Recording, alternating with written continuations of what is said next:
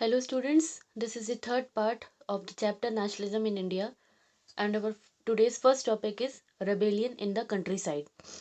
Rebellion मतलब एक तरीके का जो विद्रोह उसे हम कहते हैं रेबेलियन। और कंट्री साइड का मतलब होता है the land away from city, मतलब शहरों से छोड़ के दूर दूर पर जो जगहें थी वहां पे रिबेल विद्रोह कैसे हो रहा था। From the cities the non cooperation movement spread to the countryside. शहरों से नॉन कॉपरेशन मूवमेंट जो था वो शहरों से दूर दूर की जगहों पर फैल रहा था। It drew into the fold the struggle of the peasants and tribal. तो एक तरीके से जो पीजेंट्स थे, जो फार्मर्स थे, और जो ट्राइबल पीपल थे, जो जंगल में रहने वाले जो ट्राइबल पीपल होते हैं, उनका ये एक तरीके से पार्टिसिपेशन इसमें कैसा था और कैसे डिफरेंट पार्ट ऑफ इंडिया में ये फैल रहा था, इस टॉपिक में हम ये पढ़ेंगे। Which were developing in different parts of India in the year after the war. तो पीजेंट्स और ट्राइबल का जो स्ट्रगल था वो इंडिया के अलग अलग पार्ट में धीमे धीमे डेवलप्ड हो रहा था, बढ़ रहा था। युद्ध खत्म होने के बाद, जो फर्स्ट वर्ल्ड वॉर खत्म हो गया था, उसके बाद की बात की जा रही है। इन अवध अवध में पीजेंट्स वर लेड बाय बाबा रामचंद्र। तो पीजेंट्स की मदद करने के लिए कौन आए? बाबा रामचंद्र आए। ये एक सन्यासी थे और ये पहले फिजी से ये बिलोंग करते थे, वहाँ से थे। और ये एक लेबरर की तरह वहाँ पर थे। इंडियन ट्यूडर लेबरर का मतलब होता है एक जो कॉन्ट्रैक्ट बेसिस पर जो आपके लेबर्स काम करते हैं, ये वो थे।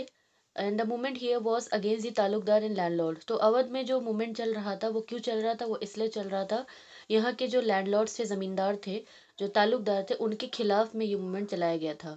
क्यों? इसलिए चलाया गया था क्योंकि वो पीजेंट से, फार्मर से बहुत ही ज़्यादा हाई रेंट, ज़मीन के ऊपर का बहुत हाई रेंट, उनसे बहुत पैसा लेते थे। और भी different different kind of taxes उनके ऊपर, पीजेंट्स के ऊपर लगाया जाता था। Peasants has to do beggar and work at landlord farm without any payment. बेगर का मतलब होता है labour that villagers were forced to contribute without any payment. मतलब किसी भी पेमेंट दिए बगैर ज़बरदस्ती लेबर के तौर पे काम कराया जाता था, उसे बेगर कहा जाता था।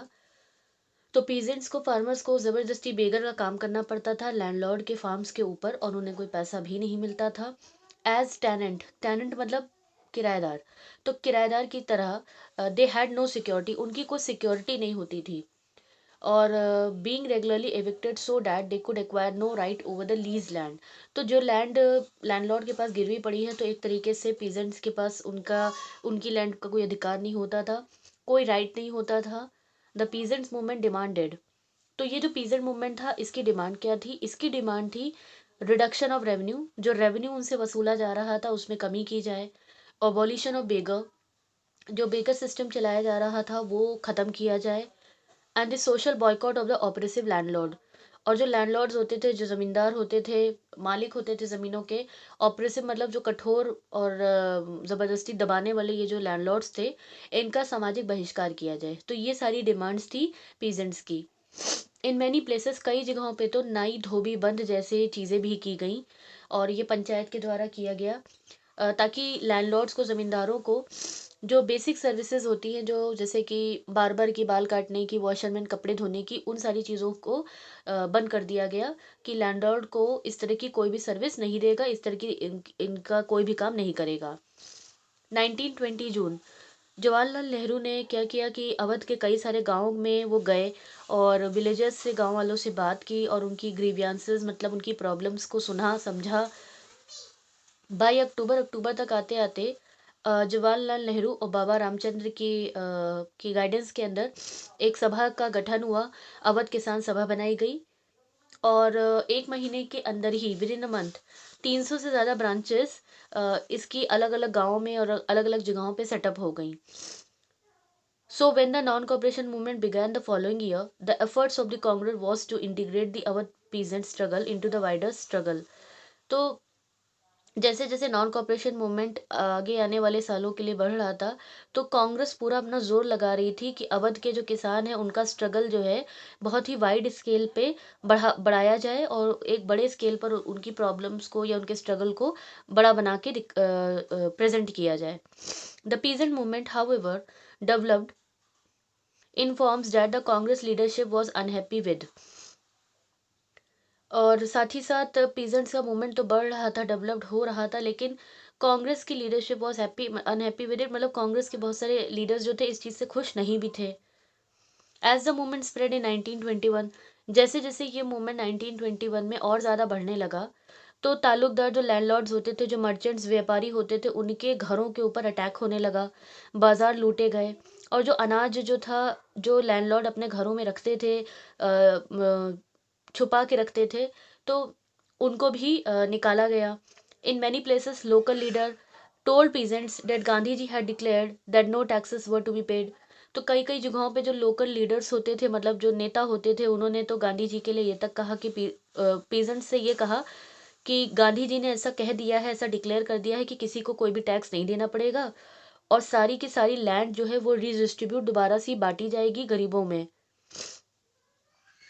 The name of the Mahatma was being invoke to sanction all action and aspiration. तो एक तरीके से गांधी जी के नाम का इस तरीके से इस्तेमाल किया गया ताकि मतलब सारी चीज़ें एक्शन में होती रहें।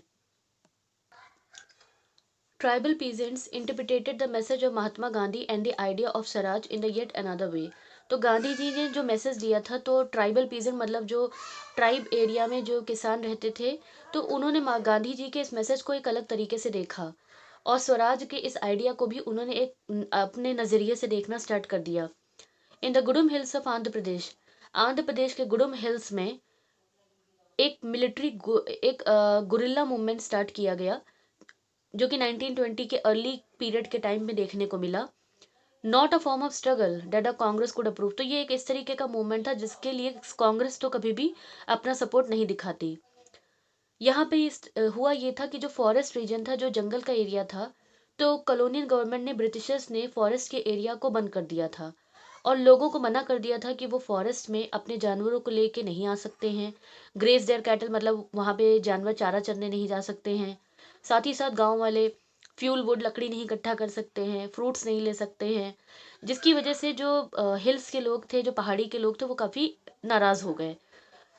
Not only were their livelihood affected, उनकी लाइवलीहुड मतलब उनका जीवन यापन तो उस पर प्रभाव पड़ा ही था, लेकिन उनको ऐसा भी लग रहा था कि जो उनका ट्रेडिशनल राइट है, जो उनका अधिकार है, वो भी उनसे छीना जा रहा है। When the government began forcing them to contribute bigger for road building, the hill people revolted. जो गवर्नमेंट ज़बरदस्ती ट्राइबल पीजेंट्स को, ट्राइबल लोगों को फोर्स करने लगी कि वो बेगर सिस्टम का काम करें, रोड बनाएं, रोड बिल्डिंग के काम में वो लग जाएं, तो इससे हिल पीपल, जो वहाँ के लोग थे, काफ़ी नाराज़ हो गए और उन्होंने विद्रोह कर दिया, रिवोल्ट कर दिया।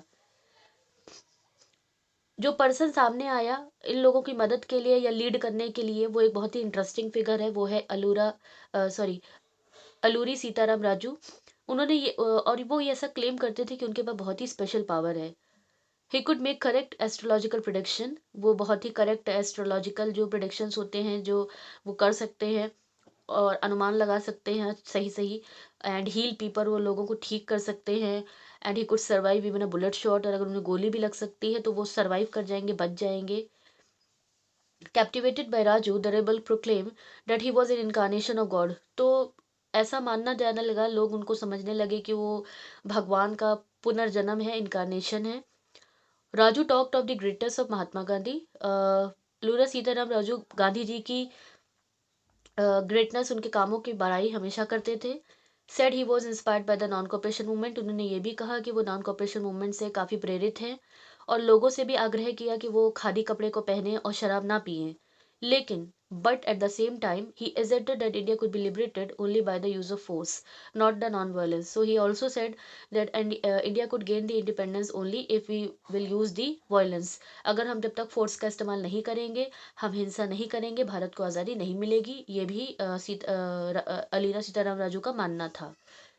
The Gudem rebel attack the police station. तो गुडम के जो रिबल्स थे, जो विद्रोही थे, उन्होंने पुलिस स्टेशन पे अटैक कर दिया और ब्रिटिश ऑफिसर्स को मारने की कोशिश की, और carried on the guerrilla warfare for achieving the Swaraj, और स्वराज हासिल करने के लिए गुरिल्ला मूवमेंट को चलाया। इसमें राजू पकड़े गए और उसके बाद 1924 में इनको एग्जीक्यूटेड, इनको मार दिया गया, और वो एक कहानी की तरह, एक हीरो की तरह समय के साथ over time became a folk hero, मतलब समय के साथ साथ वो एक हीरो की तरह देखे गए। That's for today. Thank you.